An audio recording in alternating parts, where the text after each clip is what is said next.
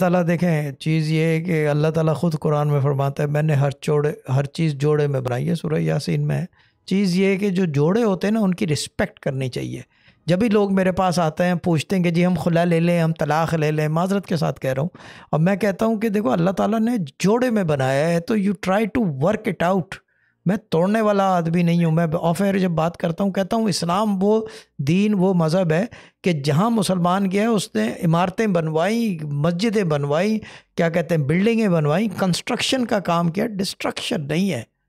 اور یہی چیز جو ہے دس تھنگ اپلائز ان شریعت اینڈ ان معرفت از ویل، جس کو تصوف کہتے ہیں، معرفت یا تصوف۔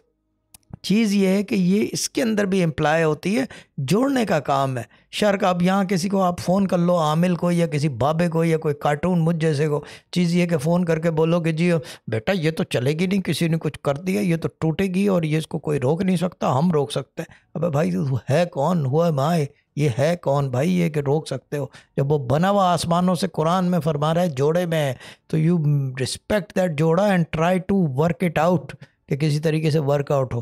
اور ورک آؤٹ دنیا جہاں میں کرنے کے لیے ایک ہی آسمانی کتاب ہے اور وہ ہے قرآن۔